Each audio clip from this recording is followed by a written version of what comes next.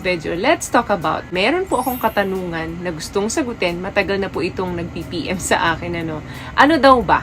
Or nasaan daw ba? Or papaano daw ba malolocate ang G-spot ng babae? Okay, pag-usapan natin saan makikita at papaano mo ito i-stimulate ng tama para ma-pleasure talaga ang isang babae. Unang tanong, saan ito makikita? Ito po ay makikita of course sa loob.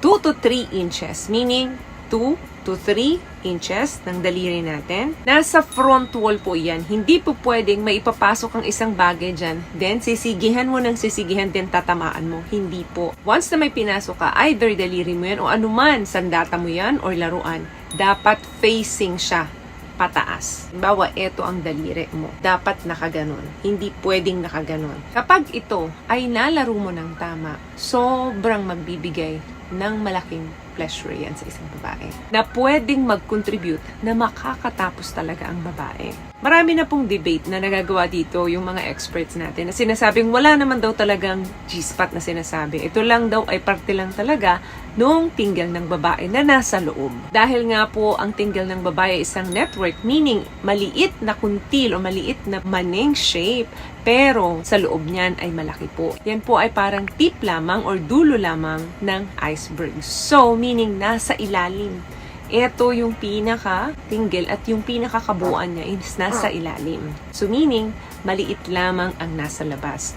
Ang sinasabi ng ibang expert natin na ito po ay hindi nag-exist. Ito lamang daw G-spot ay parte lamang nung tinggel ng babae na nasa ilalim. Na kapag hinawakan or na-stimulate ng tama, nagbibigay ito ng sobrang sensation dahil ito ay very sensitive sa aming mga babae. Second question, what is the G? Tulad po ng nasabi ko kanina, part po ito ng tinggel network naming mga babae. Ito po ay isang P-size knob under ng tinggel ng babae, meaning nasa ilalim. P-size may maliit, meron namang medium, at meron din namang malaki. Nasa gitna po yan ng dalawang labi ng babae. Nasa bandang taas. At ang nasa ilalim po ng tinggel, yan po yung tinatawag nilang G. Marami pong parts or anatomy ang tinggel. Pero may mga nagsasabi na mga eksperto na ang parting ito daw ay naka-separate structure. Meaning, nakahiwalay doon talaga sa tinggel. Pero, hindi pa po napapatunayan yan. Pangatlong tanong, paano mo ito makikita? Okay, pwede mong makita ito by yourself.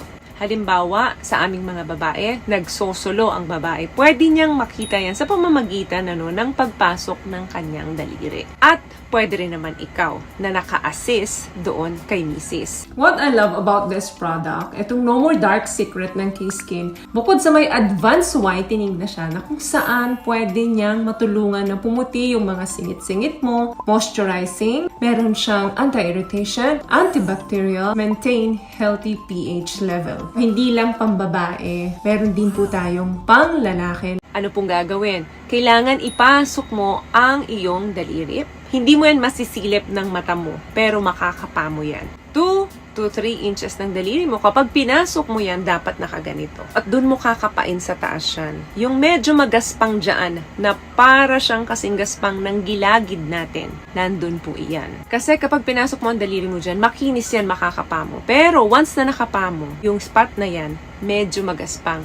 Kapain nyo po yung gilagid ninyo. Diba medyo may mga hump siya, So, ganyan po ang itsura ng nasa loob niyan. Yung iba, nakikita agad yan. Pero yung iba naman, kailangan nila mag-extend pa ng oras nila para i-explore ito at makita ito. But of course, para makita ninyo pareho yan, kailangan makapag-communicate kayo ng tama.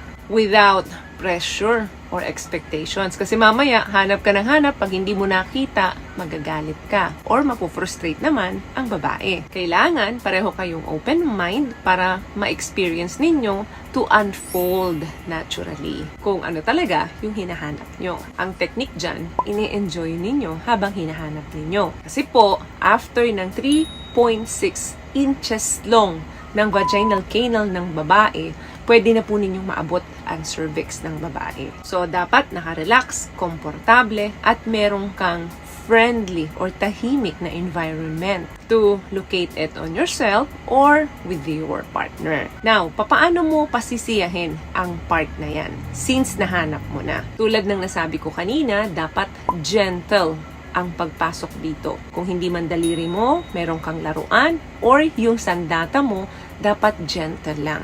At make sure basa kung ano yung pinasok mo sa kanya. Para naman maramdaman talaga ng babae yung sarap. Yung iba, kapag nahahawakan na to, nakakaramdam na naiihi na yung babae dahil medyo malapit po ang parteng ito sa bladder ng babae. Kung saan, doon naman ang labasan ng ihi. So for example, napasok mo ngayong daliri, make sure again, nakaharap, pataas. And ang motion na ginagawa mo ay paganito. Pwede rin naman paganon. So, kailangan nakikipag-communicate ka doon sa partner mo. Para alam mo din na nandoon ka na. Natatamaan mo na siya.